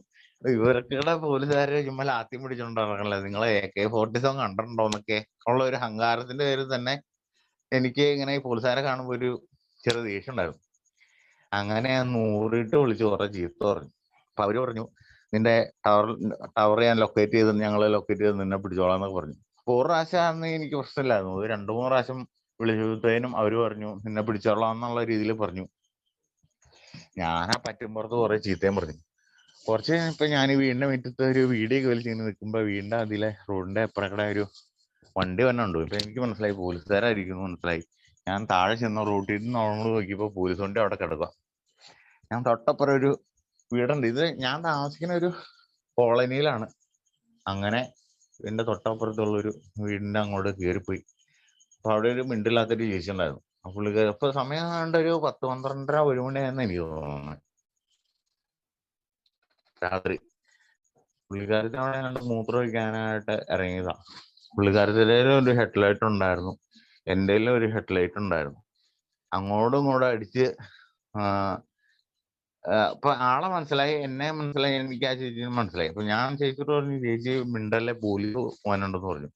പുള്ളിക്കാരത്തി മിണ്ടില്ലാത്ത ആളായതുകൊണ്ട് ഭയങ്കര ഒച്ചയായിരുന്നു. പുള്ളിക്കാരത്തി എന്നെ കണ്ടപ്പോ അല്ലേ, ഞാനാന്ന് മനസ്സിലായില്ല, അതിന് മുമ്പ് തന്നെ പുള്ളിക്കാരത്തി ഒച്ചെടുത്തായിരുന്നു. അപ്പൊ ഞാൻ മിണ്ടില്ലെന്ന് പറഞ്ഞപ്പോഴത്തേനും പുള്ളിക്കാരത്തി ഇരുന്ന് തീരെ ഒച്ചപ്പാട്. ആ വെപ്രാളത്തിന്റെ ഇടയ്ക്ക് എങ്ങാണ്ട് ഞാൻ ആ പുള്ളിക്കാരത്തിന്റെ വായിലൊന്ന് കുത്തിപ്പിടിച്ചു മിണ്ടാണ്ടിരിക്കാൻ പറഞ്ഞു. അപ്പത്തേനും എന്റെ അയൽവക്കം കോളനി കണ്ട് തൊട്ടടുത്ത് വീടുകളാ. വീടിന്റെ അപ്പുറത്തെ ഇപ്പുറത്തെ ചേട്ടന്മാരൊക്കെ ടോർച്ച് അടിച്ചുകൊണ്ട് വന്നു. അപ്പത്തേനും ഞാൻ ഓടി അപ്പുറം വീട്ടിൽ പോയിട്ട് വീട്ടിൽ വന്നു. വീട്ടിൽ വന്നപ്പോഴത്തേനും ഇവിടെ ഒത്തിരി ആൾക്കാർ കൂടി. അപ്പൊ ഞാൻ ചെന്നിട്ട് പറഞ്ഞു ചേട്ടാ ഞാനിങ്ങനെ സംഭവം പോലീസ് വന്നോണ്ട് ഞാൻ അതിലേക്ക് പോയതാന്ന് പറഞ്ഞു. അപ്പത്തും പ്രശ്നം ഉണ്ടായിരുന്നില്ല. ഞാൻ കുഴപ്പമില്ല, രാവിലെ ആവട്ടെ അവരുടെ ബന്ധക്കാരൊക്കെ ഒന്ന് സംസാരിച്ചു, രാവിലെ ആവട്ടെ നമുക്ക് സംസാരിക്കാന്നും പറഞ്ഞു. നേരം വെളുത്ത് എണീക്കണ കണി കാണുന്ന പോലീസിനെ എന്നെ നേരെ പോലീസ് സ്റ്റേഷനിലേക്ക് കൊണ്ടുപോയി. അവിടെ ചെന്ന് കുറച്ച് വൈകുന്നേരം ആയപ്പോഴത്തേനും എന്നെ റിമാൻഡ് ചെയ്തിരിക്കുന്നു എന്നും പറഞ്ഞു മെസ്സേജ്. 376 വകുപ്പ് പ്രകാരം ജാമ്യം പോലും കിട്ടാതെ ഞാൻ ആ ചേച്ചിനെ ബലാത്സംഗം ചെയ്തു എന്നൊക്കെ പറഞ്ഞ് ഒരു കേസെടുത്തു. അപ്പൊ എന്നെ എങ്ങനെയെങ്കിലും ഒന്ന് പൂട്ടി ഇവനെ ശരിയാക്കണം എന്നുള്ളത്. കാരണം എനിക്ക് ചോദിക്കാനും പറയാനും ആരും ഇല്ല എന്നൊക്കെ അവർക്കും അറിയായിരുന്നല്ലോ. അങ്ങനെ അത് അവിടെ നിന്ന് അങ്ങനെ ആ സംഭവം കിട്ടി. പിന്നെ ചെയ്തൊന്നും ചെയ്യാത്തതായിട്ട് കുറെ കേസുകൾ എന്റെ പേരിലായി. അപ്പത്തേനും ഇവര് തന്നെ ഒരു ഗുണ്ടയാക്കി ഇവിടെ. ഞാൻ സത്യം പറഞ്ഞു കഴിഞ്ഞാൽ എന്താ പറയണേ, പറന്നു പോണ മദ്യം കുടിച്ചു കഴിഞ്ഞാൽ പറന്നു പോണ കാക്കിക്കിട്ട് വരെ എണി വെക്കുന്ന ഒരു സ്വഭാവമായിരുന്നു എനിക്ക്. അങ്ങനെ എന്നെ അടുത്ത കാപ്പ ലിസ്റ്റ് പ്രകാരം എന്നോട് 6 മാസം നമ്മുടെ എറണാകുളം ജില്ല വിട്ടു നിൽക്കാൻ പറഞ്ഞു. അല്ല, ഈ കേസിനൊക്കെ ഞാൻ ജയിലിൽ പോയി മറ്റേ റിമാൻഡ് കഴിഞ്ഞിട്ട് ഇറങ്ങി. അത് കഴിഞ്ഞിട്ടാണ് എനിക്ക് കാപ്പ എന്ന് പറഞ്ഞ സംഭവം തന്നെ എറണാകുളം ജില്ല വിട്ടു നിൽക്കാൻ പറഞ്ഞു. അപ്പൊ അന്ന് ഞാൻ എൻ്റെ വൈഫും 2 കൊച്ചുങ്ങളും ഉണ്ട്. ഞങ്ങളന്ന് വൈഫ് ഹൗസിലായിരുന്നു. വൈഫ് ഹൗസിൽ ഇരിക്കുമ്പോഴാണ് എനിക്ക് ഒരാങ്ങളത്തെ എസ് ഐ വിളിക്കണേ, ഇബി എന്ന് പറഞ്ഞ സാറാണ് വിളിക്കണേ. എന്നോട് ചോദിച്ചു, രതീഷ നീ എവിടെ ഉണ്ടോന്ന് ചോദിച്ചു. ഞങ്ങൾ സാറേ എൻ്റെ വൈഫ് ഹൗസിൽ അടിക്കാട്ടില്ലെന്ന് പറഞ്ഞു. ആ നീ അവിടെ നിൽക്ക്, ഞങ്ങൾ അങ്ങോട്ട് വരുന്നുണ്ട്, നിനക്കൊരു ഇതുണ്ട്, അങ്ങനെ കാപ്പയുടേതാണ്, ഇങ്ങനെ എറണാകുളം ജില്ല വിട്ട് നിൽക്കാൻ വേണ്ടിയാണ് എന്നൊക്കെ പറഞ്ഞു. അപ്പൊ അവരവിടെ വന്നു, എനിക്ക് ആ പേപ്പറൊക്കെ സൈൻ ചെയ്ത് ഞാൻ കൊടുത്തു. എന്നിട്ട് എന്നോട് പറഞ്ഞു, ഇന്ന് വൈകുന്നേരം 6 മണിയാകുമ്പോഴത്തേനും എറണാകുളം ജില്ല വിട്ട് പോക്കണം, അല്ലെങ്കിൽ നിന്നെ അവിടെ കണ്ടു കഴിഞ്ഞാൽ അറസ്റ്റ് ചെയ്ത് റിമാൻഡ് ചെയ്യേണ്ടി വരും എന്ന് പറഞ്ഞു. അപ്പൊ എന്നോടൊരു ഉച്ചയായപ്പോഴത്തേനാണ് ഈ സംഭവം കൊണ്ട് തന്നത്. അപ്പൊ പിന്നെ എറണാകുളം ജില്ല വിട്ട് പോവാനായിട്ട് എനിക്ക് വേറൊരു സ്ഥലം, എനിക്ക് ബന്ധക്കാരും ഇല്ലായിരുന്നു. അപ്പൊ ഞാനിങ്ങനെ എൻ്റെ അമ്മയോട് വിളിച്ചു പറഞ്ഞു, അമ്മ പോലീസുകാർ ഇങ്ങനെയാണ് പറയണേ, ഏതെങ്കിലും മാമന്മാരെ ഒന്ന് വിളിച്ചു ചോദിക്കാൻ പറഞ്ഞു. അങ്ങനെ ആലപ്പുഴയുള്ള മാമനെ വിളിച്ചു. മാമനെ വിളിച്ചപ്പോ മാമൻ പറഞ്ഞു, അവന് ഇങ്ങോട്ട് വരണ്ട, വേറെ ആരെങ്കിലും വിളിച്ചു, എന്റെ പൊന്ന് സതീന്നും പറഞ്ഞ് അമ്മേനെ വിളിച്ചു. അങ്ങനെ കുറെ പേര് വിളിച്ചപ്പം എന്റെ നല്ല സ്വഭാവം എല്ലാ അമ്മാവന്മാരെ ഓടിച്ചുവിടുക. ലാസ്റ്റ് അമ്മ ഏതോ ഒരു അമ്മയുടെ അമ്മാവന്റെ ഭാര്യയുടെ അമ്മേനെ വിളിച്ച് കരഞ്ഞ് കാല് പിടിച്ച് തൊടുപുഴ ഇടുക്കി ഡിസ്ട്രിക്റ്റിലെ തൊടുപുഴ എന്ന് പറഞ്ഞ സ്ഥലത്ത് ചെല്ലാൻ പറഞ്ഞു. അങ്ങനെ ഞാൻ ഇവിടുന്ന് ഒരു 5 മണിയാകുമ്പോഴത്തേനും പോയി. അന്ന് എനിക്കൊരു ബൈക്ക് ഉണ്ടായിരുന്നു, ഒരു CT100. അത് CCക്ക് എടുത്താ. അങ്ങനെ ആ ബൈക്കായിട്ട് ഞാനും വൈഫും കൂടെ പോയി, കൊച്ചുമായിട്ട് പോയി. അമ്മ ബസ്സിന് വന്നു. എന്നെ അവിടെ കൊണ്ട് ഏൽപ്പിച്ച് ഒരു 10-22 ദിവസം ഞങ്ങൾ അവിടെ നിന്നു. അപ്പൊ ഈ 22 ദിവസം ഈ കാപ്പ അടിച്ച് പോകുമ്പോഴും എന്നെ പെണ്ണുമ്പിള്ള എൻ്റെ അമ്മ പറയാറുണ്ട്, ഇനിയെങ്കിലും മര്യാദക്ക് വള്ളം കൂടി ഒന്നും ഇല്ലാണ്ട് മര്യാദക്ക് എടുക്കുക, ഇത്ര അവസ്ഥയല്ല, 2 പിള്ളേരായില്ലേ എന്നൊക്കെ പറയാറുണ്ട്. ഞാനും ആലോചിക്കാറും ചെയ്യും, 2 പിള്ളേരെ മദ്യപാനം നിർത്തണം. അപ്പൊ എന്റെ വിചാരം, എനിക്ക് പ്രശ്നങ്ങളൊക്കെ കൂടുതലാവണേ ആ ലാസ്റ്റ് വെക്ക്, എല്ലാരും പറഞ്ഞ പോലെ ആ ലാസ്റ്റ് വെക്കായിരുന്നു പ്രശ്നം. അല്ലെങ്കിൽ ജവാന്റെ ബ്രാൻഡ് കഴിച്ചിട്ടാണ്, അല്ലെങ്കിൽ OPRന്റെ ബ്രാൻഡ് കഴിച്ചിട്ടാണ് ഇങ്ങനെ ഈ വിഷയം ഉണ്ടാവണമെന്നാണ് ഞാൻ അന്ന് വിചാരിച്ചത്. അതുകൊണ്ട് ഞാൻ ബ്രാൻഡ് മാറ്റി തുടങ്ങി. പിന്നെ മദ്യത്തിന്റെ അളവ് കുറയ്ക്കാൻ തുടങ്ങി. നിയന്ത്രിച്ച് കുടിക്കാന്നുള്ളൊരു വ്യാമോഹത്തോടു കൂടി ഞാൻ അളവും കുറച്ച് ബ്രാൻഡും മാറ്റി. എന്നിട്ടും ഒരു രക്ഷയില്ല, പ്രശ്നങ്ങളോട് പ്രശ്നം. അങ്ങനെ ഇടുക്കി ജില്ലയിലെ തൊടുപുഴയിലെ ഞാൻ താമസിച്ചുകൊണ്ടിരിക്കുന്ന സമയത്ത് ഒരു 22 ദിവസം കഴിഞ്ഞപ്പോ ഞാൻ പറഞ്ഞു, എത്ര ബന്ധക്കാരുടെ വീട്ടിൽ പോയി ഒരാഴ്ച നിന്നാലും അവർക്കത് ഇഷ്ടപ്പെട്ടില്ല. അതുകൊണ്ട് തന്നെ ഞാൻ അവളോട് പറഞ്ഞിട്ട് നമുക്കൊരു വാടക വീട് നോക്കാം, ഒത്തിരി പൈസ ഒന്നും ഇല്ലാത്ത വീട് നോക്കാം എന്നൊക്കെ പറഞ്ഞ് ഞങ്ങള് തൊടുപുഴ മുട്ടത്ത് പൊന്നന്താനം എന്ന് പറഞ്ഞ സ്ഥലത്ത്, നമ്മുടെ ജിൽസ് എന്ന് പറഞ്ഞ ചേട്ടനുണ്ട് അവിടെ വീടിന്റെ അടുത്ത്, പൊന്നന്താനം എന്ന് പറഞ്ഞ സ്ഥലത്ത്. നമ്മുടെ മീറ്റിങ്ങിൽ കൂടെ മെമ്പറാ പുള്ളി, ജിൽസ് എന്ന് പറഞ്ഞ പുള്ളിയൊക്കെ താമസിക്കുന്നതിന്റെ അവിടെ ഒരു വാടക വീട് കിട്ടി. 2000 രൂപ അഡ്വാൻസും 1000 രൂപ വാടകയും. അപ്പൊ എങ്ങനത്തെ വീടാന്ന് നമുക്ക് എല്ലാവർക്കും ഊഹിക്കാന്നേ ഉള്ളൂ. ആകെ ഒരു വാതിലുണ്ടായിരുന്നുള്ളൂ. ഹലോ,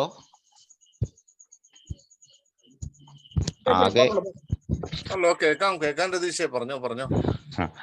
ആകെ ഒരു വാതിലുണ്ടായിരുന്നുള്ളൂ ആ വീടിന്. അടുക്കളയുടെ വേണം നമുക്ക്, ആദ്യം അടുക്കളയിട്ട് കയറണം, പിന്നെയാണ് 2 റൂമിട്ട് കയറണ്ടേ. എന്തായാലും എനിക്കും എൻ്റെ പെണ്ണുപിള്ളയ്ക്കും 2 പിള്ളേർക്കും അത് ധാരാളമായിരുന്നു. അങ്ങനെ അവിടെ കുറച്ച് ആള് പോകും. അപ്പൊ എനിക്ക് പണിയൊന്നും ഉണ്ടായിരുന്നില്ല. എൻ്റെ വൈഫ് ഇങ്ങനെ ഫിനോയിലിന്റെ കച്ചവടം തുടങ്ങി. അതിനിടയ്ക്ക് എനിക്ക് ഇങ്ങനെ പണിയൊന്നും ഇല്ലാത്തതുകൊണ്ട് പിള്ളേര് പട്ടിണി കിടക്കണ്ടല്ലോ എന്നുള്ളത് അവള് തന്നെ ഇറങ്ങിപ്പോയി. പിന്നെ പൈസ കിട്ടണോണ്ട് ഞാനും ഇന്നൊന്നും പറയാറില്ല, എനിക്ക് പണിയില്ലല്ലോ. അങ്ങനെ അവളവിടെ കച്ചവടത്തിനൊക്കെ പോവാറുണ്ട്. അപ്പൊ ഞാനും രാവിലെ പോകും, ഞാനും വൈഫും പിള്ളേരായിട്ടാണ് ബൈക്കിൽ പോണേ. എന്നിട്ട് അവളെ ഏതെങ്കിലും വീടിന്റെ അവിടെ ഇറക്കി വിടും, ഞാനും പിള്ളേരും അവിടെ നോക്കി നിൽക്കും. അങ്ങനെ പോന്നോണ്ടിരുന്നു. അപ്പോ കച്ചവടം കഴിഞ്ഞ് വരുമ്പോ നമ്മുടെ ഒരു പൈന്റ് മേടിക്കാണ്ട് പോരാൻ പറ്റാണ്ടിരുന്നില്ല. കാരണം വേറെ ആരും ഇല്ല, വൈഫും ഞാനും പിള്ളേരും അല്ലേ ഉള്ളൂ, വേറെ ആരും ബോധിപ്പിക്കേണ്ട കാര്യമില്ല, വേറെ ഒരു ഒച്ചപ്പാടുമില്ല, ലഹളയില്ല. എന്നൊക്കെ ഉള്ള ഒരു വ്യാമോഹമായിരുന്നു എൻ്റെ. വേറെ പ്രശ്നങ്ങളൊന്നും ഉണ്ടാകാൻ ഒരു സാധ്യത ഇല്ലല്ലോ എന്നോർത്ത് ഞാൻ സാധനം മേടിക്കും, വൈകുന്നേരം വരും, ഒരു ഉച്ചയാകുമ്പത്തേനും വരും, ചോറും കറിയൊക്കെ കഴിക്കും, ഞാൻ ഓർണടിക്കും. അങ്ങനെ അങ്ങനെ ഒരു കുഴപ്പമില്ലാത്ത രീതിയിൽ അങ്ങ് പോന്നിട്ടിരുന്നു, ഒരു കുഴപ്പമില്ല. ഇപ്പൊ പറഞ്ഞു, അവളും പറഞ്ഞു, ആ ചേട്ടാ ഇതാട്ടോ നല്ലത്, നമുക്ക് എവിടെയെങ്കിലും വാടകയ്ക്ക് മതി, അമ്മയുടെ കുറ്റം കേൾക്കേണ്ട, ഒന്നും വേണ്ട, ഇങ്ങനെ അങ്ങ് പോയാൽ മതി എന്നൊക്കെ പറഞ്ഞ് ഇങ്ങനെ പോന്നാ. അങ്ങനെ ഇരിക്കുമ്പോഴാണ് മൂന്നാമത്തെ കൊച്ചുണ്ടാവാനായിട്ട് പെണ്ണുമ്പിള്ള ഗർഭിണി. അപ്പത്തേനും ഈ വയറായോണ്ട് അവർക്ക് കച്ചവടത്തിന് പോകാൻ പറ്റിയില്ല. തൊടുപുഴ ആ സൈഡ് ആയതുകൊണ്ട് എനിക്ക് അവിടെ പെയിന്റിങ് പണി അല്ലെങ്കിൽ പറ്റിയ പണിയൊന്നും എനിക്ക് എടുക്കാനുള്ള ആർക്കും ഒരു പരിചയമില്ലാത്തതുകൊണ്ട് എനിക്ക് സംഭവം അറിയാനും പാടില്ല. അപ്പൊ ഞാൻ പറഞ്ഞു, എന്നാ അവളോട് പറഞ്ഞിട്ട് ബൈക്ക് ഉണ്ടല്ലോ, നമുക്ക് നീ 2-3 ദിവസം കൂടെ കച്ചവടത്തിന് പോകും, എന്നിട്ട് ആ പൈസ കൊണ്ട് നമുക്ക് ഇത്തിരി ലോട്ടറി എടുത്ത് ലോട്ടറി കച്ചവടം നടക്കാന്ന് പറഞ്ഞു. അപ്പൊ ലോട്ടറി കച്ചവടം എന്ന് വെച്ച് കഴിഞ്ഞാൽ ആകെ ഒരു ലോട്ടറി ഇട്ട് കഴിഞ്ഞാൽ 5 രൂപ കിട്ടുള്ളൂ. പിന്നെ 5000 രൂപ അടിക്കുകയാണെങ്കിൽ ഒരു 5000 രൂപ കിട്ടും. അപ്പൊ പ്രൈസ് ഉണ്ടെങ്കിൽ അതുപോലെ ഒരു ഫസ്റ്റ് പ്രൈസ് അടിച്ചു കഴിഞ്ഞാൽ നമുക്ക് കമ്മീഷനും കിട്ടുമല്ലോ എന്നുള്ള ഒരു വ്യാമോഹത്തോടു കൂടി ലോട്ടറി കച്ചവടം തുടങ്ങി. വേറെ ഒരു പണിക്ക് മാർഗമില്ലല്ലോ, ബൈക്കും ഉണ്ട്. അങ്ങനെ ഞാൻ ലോട്ടറി കച്ചവടം തുടങ്ങി. രാവിലെ ആകുമ്പോ ലോട്ടറി കൊണ്ട് പോകും, കുറച്ച് ലോട്ടറി എടുക്കാറുള്ളൂ. ആദ്യം ഒരു 60 എടുത്തോളൂ, ഒരു വട്ടച്ചെലവിനുള്ള കാശ് കിട്ടിയാൽ മതി എന്നുള്ള രീതിയിലാണ് പോണത്. 500 പണിതാൽ മതി എന്നുള്ള രീതിയിലാണ് പോണത്. അങ്ങനെ പോയി ആദ്യം ഒരു 1.5 ആഴ്ചയൊന്നും കുഴപ്പമുണ്ടായിരുന്നില്ല. അങ്ങനെ ഇരിക്കുമ്പോ ഞാൻ ഈ ലോട്ടറി കൊണ്ട് പോകുമ്പോ അവിടെ ഒരു ഷാപ്പുണ്ട്. ആ ഷാപ്പിൽ എങ്ങനെയാന്ന് വെച്ച് കഴിഞ്ഞാൽ രാവിലെ 8 മണി ആകുമ്പോഴത്തേനും ഒരു 10-20 പേര് വരും. 10-20 പേര് വന്നിട്ട് ഇവര് വട്ടുരുട്ടാണ് പരിപാടി. അങ്ങനെ ഞാൻ ആദ്യം അവർക്ക് അപ്പൊ അവരൊക്കെ ലോട്ടറി എടുക്കണ. അങ്ങനെ ഞാൻ ലോട്ടറി കൊണ്ട് അവിടെ കഴിഞ്ഞപ്പോഴും അവരെല്ലാവരും ഞാൻ പുതിയ ലോട്ടറിക്കാരെല്ലാം ആണല്ലോ എന്നൊക്കെ ഓർത്ത് എൻ്റെ നിന്ന് ലോട്ടറി എടുത്തു. ഞാൻ അവിടെ വട്ടുരുട്ടാൻ നിന്നു, കള്ളു കുടിക്കാൻ നിന്നു. അങ്ങനെ ലോട്ടറി കച്ചവടം ചിലപ്പോ പകുതിയൊക്കെ വിൽക്കുള്ളൂ. വട്ട് കളിച്ചും കള്ളു കുടിച്ച് അവിടെ ഇരുന്നിരുന്ന് ബാക്കി കൊണ്ടുവരും. അങ്ങനെ വീട്ടിലത്തെ കാര്യങ്ങളും കഷ്ടത്തിലായി. അങ്ങനെ ഇരിക്കുമ്പോഴാണ് വാടക പൈസ 2 മാസം വാടക പൈസ കൊടുക്കണമെന്നും പറഞ്ഞ് മുതലാളി വീടിന്റെ ഓണറെ ഇടുന്നു ഈ ഒച്ചപ്പാട്. അപ്പൊ തപ്പി പറയുക 2000 രൂപ പുള്ളിക്ക് കൊടുക്കാൻ വേണ്ടി എടുത്തു വെച്ചേക്കുക. അപ്പൊ ഈ ലോട്ടറി കച്ചവടത്തിന്റെ ഇടയ്ക്ക് വട്ടിട്ടാൻ പോയി ഷാപ്പിലുള്ള ഷാപ്പിൽ കുറച്ച് കമ്പനിക്കാർ കിട്ടിയായിരുന്നു. അവരുടെ കൂടെ അവിടെ അടുത്ത് ചീട്ടുകളുണ്ട്, ഈച്ചുകളുണ്ട്, അതുപോലെ തന്നെ റിമ്മുകളുണ്ട്. അപ്പൊ റിമ്മ് കളിക്കാൻ കൂടും. 500 രൂപയാണ് ഒരു കൈക്ക്. ചിലപ്പോ 8 പേരുണ്ടാവും, ചിലപ്പോ 7 പേര്. അങ്ങനെ ഇരിക്കുമ്പോ ഒരു 8-40 4000 രൂപ ഒരു കൈക്കൊക്കെ ചിലപ്പോ കിട്ടും. അപ്പൊ എനിക്ക് അങ്ങനെ കിട്ടിയിട്ടില്ല. പക്ഷെ ഞാൻ അങ്ങനെ പോയിട്ട് എനിക്ക് ഒരു കളിക്ക് 2 കളിക്ക് ഇരിക്കാറുണ്ട്. അപ്പൊ പോയിട്ടുള്ളൂ ഒരു പ്രാവശ്യം കണ്ട ഒരു കുറച്ച് ഷെയർ കിട്ടിയെന്ന് തോന്നുന്നു. അപ്പൊ ഈ വാടക പൈസ വെച്ച 2000 രൂപ എടുത്തോണ്ട് ഞാൻ ഓർത്തു, വാടക പൈസ ഇനിയിപ്പോ ഓണർക്ക് കൊടുത്തു കഴിഞ്ഞാൽ നാളത്തേന് കയ്യിലൊന്നും ഉണ്ടാവില്ല. അപ്പൊ ഒരു കാര്യം ചെയ്യാം, നേരെ 2000 എടുത്തോണ്ട് പോയി ആദ്യം ചീട്ട് കളിക്കാം, 500 രൂപ ഇത് കളിക്കാം. എങ്ങനെയൊക്കെ പോയാലും ഒരു 3 കളി ആകുമ്പോഴത്തേനും ഒരു കൈ പിടിച്ച് മറ്റേ ഓണറിന്റെ പൈസ കൊണ്ടുപോയി കൊടുത്ത് ബാക്കി പൈസ കയ്യിലിരിക്കുമല്ലോ എന്നൊക്കെ ഓർത്ത് ഞാൻ ഇവിടെ നിന്ന് നേരെ ഷാപ്പിൽ പോയി 1 ലിറ്റർ കള്ളു കുടിച്ചു. നേരെ 2000 രൂപയായിട്ട് നേരെ ചീട്ടുകളി കുറത്തി പോയി. അവിടെ ചെന്ന് കളി തുടങ്ങി. ആദ്യത്തെ കളി ഞാൻ പൊട്ടി, 2ാമത്തെ കളി പൊട്ടി. അപ്പോഴും എന്റെ പ്രതീക്ഷ 3ാമത്തെ കളിയെങ്കിലും പിടിക്കാന്നാ. 3ാമത്തെ കളിയും പൊട്ടി. വൈകുന്നേരം 6 മണി സന്ധ്യയായി എന്ന് പറഞ്ഞ അവര് കളി നിർത്തി. പിന്നീട് എന്റെ കയ്യിൽ ബാക്കി 500 രൂപ ഉണ്ടായിരുന്നുള്ളൂ. അതുകൊണ്ട് തന്നെ വീട്ടിലെ പെണ്ണുമ്പിളോട് എങ്ങനെ ഫേസ് ചെയ്യും, എന്റെ ആ മാനസികാവസ്ഥ നിങ്ങൾക്കൊക്കെ പറഞ്ഞാൽ മനസ്സിലാവുമായിരിക്കും. അങ്ങനെ ഞാൻ അവിടെ നിന്ന് 500 രൂപ കൊണ്ട് നേരെ ബിവറേജിട്ട് പോയി. പെണ്ണുമ്പിള്ളേനെ ഫേസ് ചെയ്യാൻ പറ്റില്ലാത്തതുകൊണ്ട് ബിവറേജിൽ ചെന്ന് ആദ്യം ഒരു പൈന്റ് മേടിച്ചു. അത് കഴിച്ച് 2ാമത് ഞാൻ ബിവറേജിൽ ചെന്നു. ബിവറേജ് ചെന്നപ്പോഴാണ് നമ്മുടെ കോലാനി എന്ന് പറഞ്ഞ സ്ഥലത്ത് മുടി വെട്ടണ ഒരു ചേട്ടനോട് കണ്ടത്. പുള്ളിയോട് ഞാൻ പറഞ്ഞു, ചേട്ടാ എന്റെ വീടിന്റെ അടുത്താണല്ലോ പുള്ളിയുടെ, ഇപ്പൊ 2 കിലോമീറ്റർ പോകണം ബിവറേജ്. പുള്ളി ബിവറേജ് നിൽക്കണ്ടായിരുന്നു. ഞാൻ പറഞ്ഞു, ചേട്ടാ അങ്ങോട്ടല്ല, നമുക്ക് ഒരുമിച്ച് പോകട്ടോന്ന് പറഞ്ഞു. പുള്ളി പറഞ്ഞു, ശരി മോനെ നമുക്ക് ഒരുമിച്ച് പോകാന്ന് പറഞ്ഞു. പുള്ളിയുടെ ഉണ്ടായിരുന്ന പൈന്റിന്ന് ഒരു കൊണ്ട് എനിക്ക് തന്നു. അങ്ങനെ ഞാൻ ഒരു നല്ല മൂഡ് തന്നെയായിരുന്നു. അവിടെ നിന്ന് പോകാൻ ഒഴികെ എന്റെ വണ്ടിക്ക് ഹെഡ്ലൈറ്റ് ഇല്ലായിരുന്നു, ഒരു കനാല് മണ്ടേക്കടെ പോകാൻ. അപ്പൊ പുള്ളി എന്റെ തോളത്തിട്ടിട്ട് പറഞ്ഞു, നീ അവിടെ നിർത്തിക്കേ, നിന്റെ ഓടിയിൽ ശരിയില്ല എന്ന് പറഞ്ഞു പുള്ളി എന്നോട് ചെയ്തു. അപ്പൊ ഈ മദ്യം ഉള്ളിൽ ചെന്ന് കഴിഞ്ഞാൽ ഞാൻ എന്ന ഭാവമുള്ള ഞാൻ, എനിക്കറിയാം പ്രശ്നം ഉണ്ടാവുമെന്ന് സ്വാഭാവികമാണല്ലോ. അങ്ങനെ പ്രശ്നം ഉണ്ടായി, പുള്ളിയായിട്ട് വഴക്കുണ്ടായി. കുറച്ച് കഴിയുമ്പോഴത്തേനും പുള്ളിയും പുള്ളിയുടെ മക്കളൊക്കെ എന്നെ തല്ലാനായിട്ട് ഒരു ഓട്ടോറിക്ഷ വിളിച്ച് വീട്ടിൽ, ഞാൻ വാടകയ്ക്ക് താമസിക്കുന്ന അവിടെ വന്നു. പിന്നെ അവിടെ കിടന്ന് വീറ ഒച്ചപ്പാടും ബഹളമായി. അങ്ങനെ പോലീസ് വന്നിട്ട് അവരെന്നെ കീഴ്പ്പെടുത്താനല്ല, എന്നെ കൊണ്ട് പറഞ്ഞു മനസ്സിലാക്കാൻ നോക്കിയിട്ടൊന്നും ഞാൻ അംഗീകരിക്കണില്ല. അവരെന്നെ പിടിച്ചു, കഴുത്തേലൊക്കെ പിടിക്കുന്നു, കാലെ പിടിക്കുന്നു, ഒരു രക്ഷയില്ല. ഞാൻ കിടന്ന് കുതിർന്നു. ഈ നമ്മളെ അന്യൻ എന്ന് പറഞ്ഞ സിനിമ കണ്ടിട്ടുണ്ടോ? അതിൽ ഉള്ള സംഭവം പോലെ തന്നെയായിരുന്നു. ലാസ്റ്റ് പോലീസുകാര് മടുത്തു. അപ്പൊ ഒരു പോലീസുകാരൻ എന്നെ പുറകിൽ നിന്ന് ഇങ്ങനെ കൈ കൊണ്ട് ഇങ്ങനെ കഴുത്തിന് വട്ടമിട്ട് പിടിച്ചു. അപ്പൊ എനിക്ക് ശ്വാസം വിട്ടിട്ടാണ് ഒരു രക്ഷയില്ല. അപ്പൊ ഞാൻ പുള്ളിയുടെ കയ്യെ പിടിച്ച് ഒരു കടി വെച്ചു കൊടുത്തു. ഞാൻ വിട്ടില്ല, ശരിക്കും കടിച്ചു പിടിച്ചോണ്ടിരുന്നു. അങ്ങനെ പുള്ളിയുടെ യൂണിഫോം കീറി, കയ്യിലും കടിച്ചു, നെയിം ബോർഡൊക്കെ ഒടിഞ്ഞു പോയി. അപ്പൊ കുറെ നേരം ആയപ്പോഴത്തേനും പോലീസുകാരൻ അയ്യോ കൈ വേനെടുക്കണെന്ന് പറഞ്ഞ് പുള്ളി കരയുണ്ട്. അങ്ങനെ ഞാൻ കുറച്ച് കഴിയുമ്പോഴത്തേനും നല്ല പറ്റ തന്നെയാണ്, കയ്യിൽ നിന്ന് വിട്ടപ്പോഴത്തേനും ഇവരെന്നെ ഇങ്ങനെ കൈ രണ്ടും പുറകിട്ട് വലിച്ച് പിടിച്ച് കൂട്ടിയിട്ട് എന്റെ ചങ്കത്ത് ഇങ്ങനെ ചവിട്ടി പിടിച്ചോണ്ടിരുന്നു. അപ്പൊ പുറമേ നിന്ന് നോക്കണ ആൾക്കാർക്ക് എനിക്കൊരു കുഴപ്പമില്ല, വേദന എടുക്കില്ല എന്നുള്ള ഒരു ഇതില.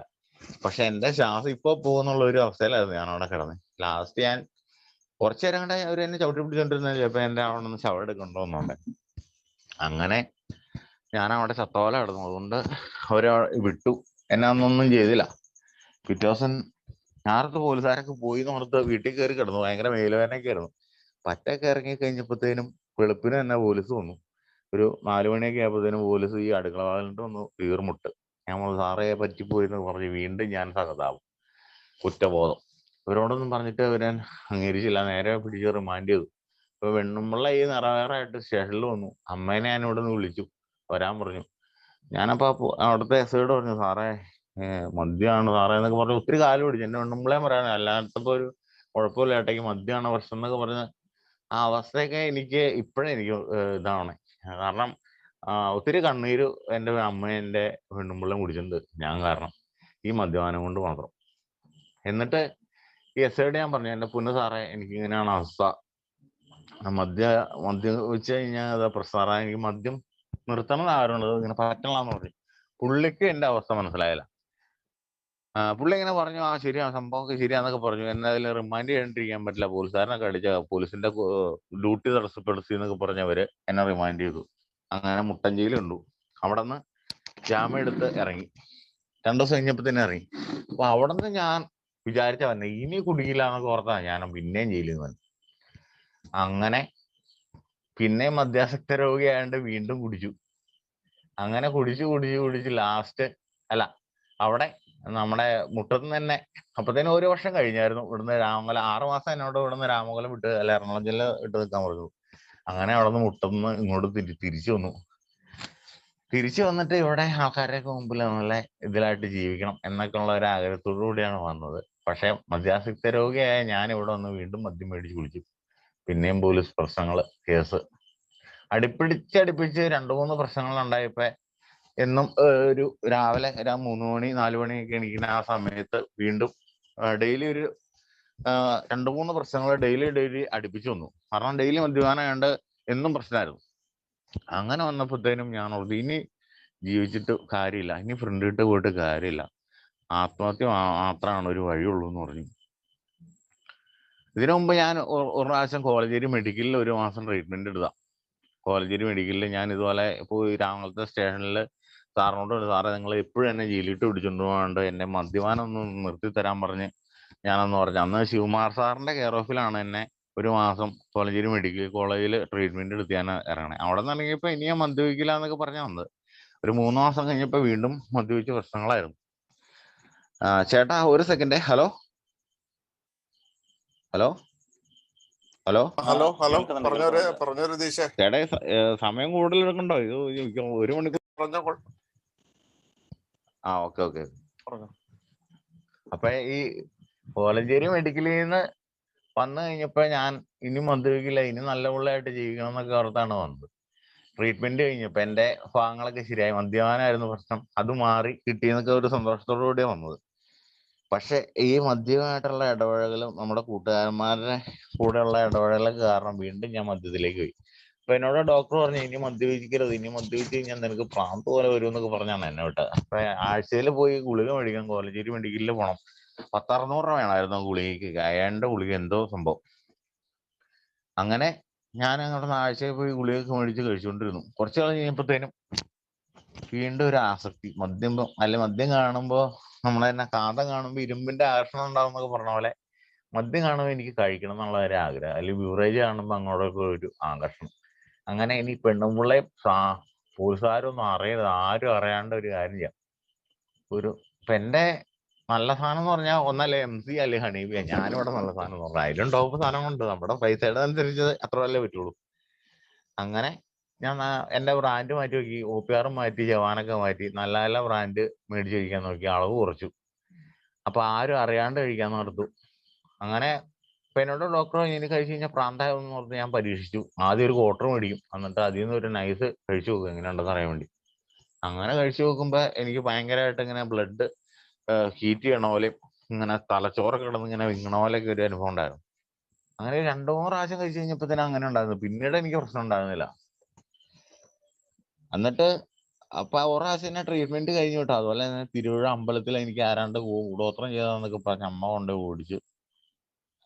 അവിടുന്ന് വന്ന് 2-3 ദിവസം കുടി നിർത്താൻ പറ്റുമായിരുന്നു. പക്ഷെ ഈ നിർത്തിക്കൂടി എല്ലാരും പറഞ്ഞ പോലെ നിർത്തിക്കൊണ്ട് പോകാൻ എനിക്ക് പറ്റിയില്ല. അങ്ങനെ ഇരിക്കുമ്പോഴാണ് നമ്മുടെ മുട്ടന്ന് ഇവിടെ വന്നത്. ഇവിടെ ആണെങ്കിൽ ഡെയിലി പ്രശ്നം. ഇപ്പൊ ആത്മഹത്യ ചെയ്തേക്കാന്നുള്ള ഒരു ടെൻഡൻസി ആയിരുന്നു ഇപ്പോഴും. അങ്ങനെ ഇരിക്കുമ്പോഴാണ് മൂന്നാമത്തെ കുഞ്ഞാവുണ്ടാവണേ. മൂന്നാമത്തെ കുഞ്ഞാവുണ്ടായി കഴിഞ്ഞപ്പോ മൂവാറ്റുപുഴയിലായിരുന്നു. മൂവാറ്റുപുഴ ഗവൺമെന്റ് ഹോസ്പിറ്റലിലായിരുന്നു അവിടെ പ്രസവം. അപ്പൊ ഞാൻ രാവിലെ അവിടെ ചെന്ന് അവൾക്ക് കുറച്ച് തുണികളൊക്കെ എഴുതാണ്ട് ചേട്ടായി. ഇപ്പൊ എന്റെ മൂത്ത വെച്ചാണെങ്കിൽ അവിടെ സ്കൂളിൽ പഠിക്കും, അവനെയും വിളിച്ചോണ്ട് ചേട്ടായി വൈകുന്നേരം ആകുമ്പോഴത്തേനും വന്നാന്ന് പറഞ്ഞു. ഞാനപ്പോ അവിടെ നിന്ന് ഒരു ഉച്ചയായപ്പോഴത്തേനും ഇറങ്ങി ഹോസ്പിറ്റലിൽ നിന്ന്. ഞാൻ തുണിയൊക്കെ കഴിക്കൊണ്ട് എന്റെ മൂത്ത കൊച്ചിനെ വിളിച്ചോണ്ടിരാന്ന് പറഞ്ഞു ഞാൻ അവിടെ നിന്ന് ഇറങ്ങി നേരെ മൂവാറ്റുപുഴ ബാറിലാണ് വന്നെ. അവിടെ ഒരു പൈന്റ് കണ്ട് മേടിച്ച് 3 ആക്കി. അവിടുന്ന് ബൈക്ക് ഓടിച്ച് രാമംഗലത്ത് വന്നപ്പോഴത്തേനും ആദ്യം രാമംഗലം സ്റ്റേഷനിൽ കയറി ഒരു പാക്കറ്റ് മിഠായി മേടിച്ചു കൊടുത്തു. സാറേ, കഴിഞ്ഞ പ്രാവശ്യം എന്റെ കുഞ്ഞാണ്ടായിരുന്നപ്പോ ഞാൻ ജയിലിലായിരുന്നു, ഇത്തവണ എന്നായാലും ജയിലിലായിരിക്കില്ലല്ലോ എന്നും പറഞ്ഞൊരു മിഠായി കൊടുത്തിട്ട് പോകുന്നു.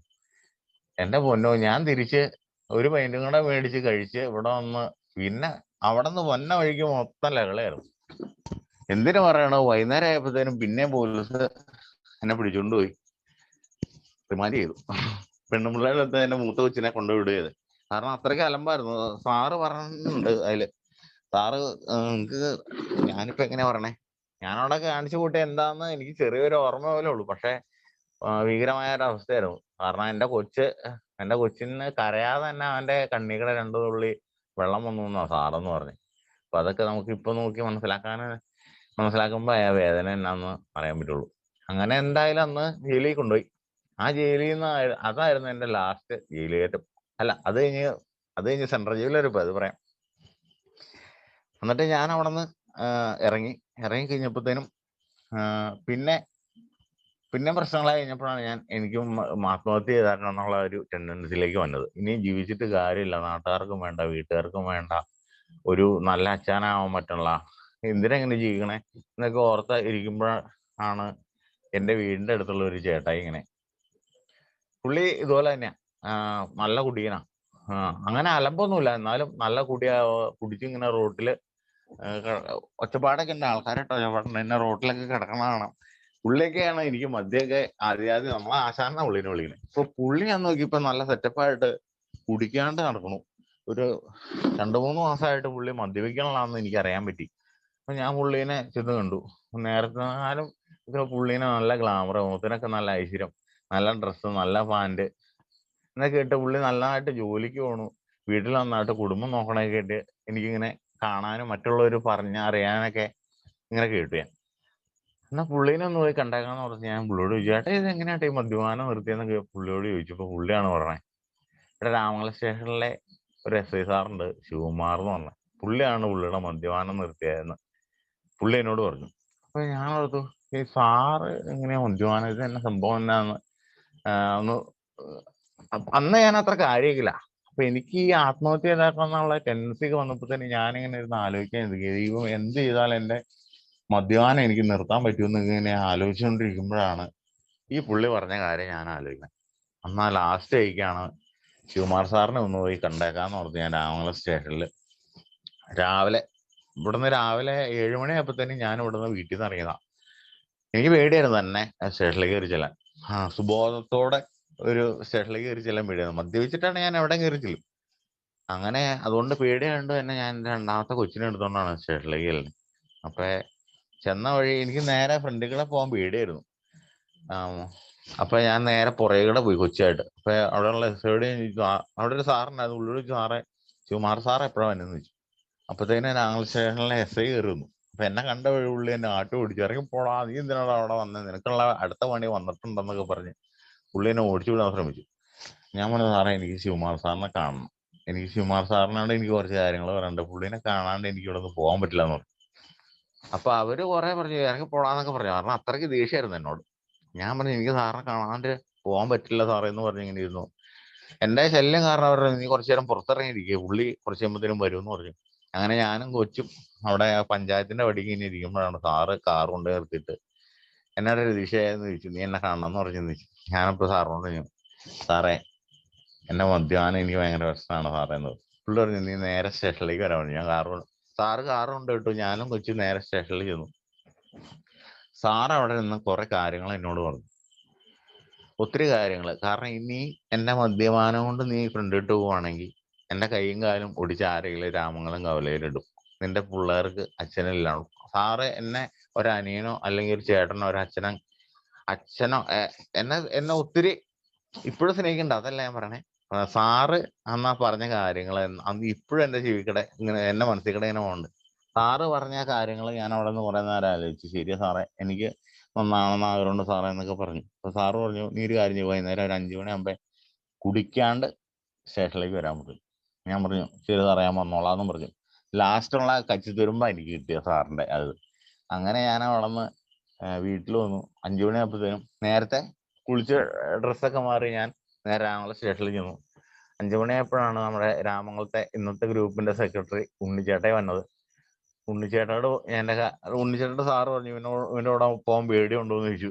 പുള്ളി പറഞ്ഞു കുഴപ്പമൊന്നുമില്ല എന്ന് പറഞ്ഞ് ഉണ്ണിച്ചേട്ടായി വണ്ടി എടുക്കണേക്കാളും മുമ്പ് ഞങ്ങൾ അവിടെ നിന്ന് നമ്മുടെ മാറ്റുവാൻ പറ്റാത്ത സ്വീകരിക്കാനുള്ള പ്രശാന്തമായ മനസ്സിന് ആ പ്രാർത്ഥന ചൊല്ലിക്കൊണ്ട് ഉണ്ണിച്ചേട്ടൻ എന്നെ നേരെ ബൈക്ക് കയറ്റി കൊണ്ടുപോയത് മീറ്റിങ്ങിലേക്ക്. അങ്ങനെയാണ് ഞാൻ ഈ മീറ്റിങ്ങിലേക്ക് ആദ്യമായിട്ട് ഈ നമ്മുടെ ഈ കൂട്ടായ്മയിലേക്ക് വന്നത്. അപ്പോ സംഭവം എന്താണെന്ന് വെച്ച് കഴിഞ്ഞാൽ പിന്നെ അവിടെ നിന്ന് ഞാൻ ഇങ്ങോട്ട് മദ്യപിക്കാണ്ട് ഇന്ന് വരെ. അന്ന് എന്നെ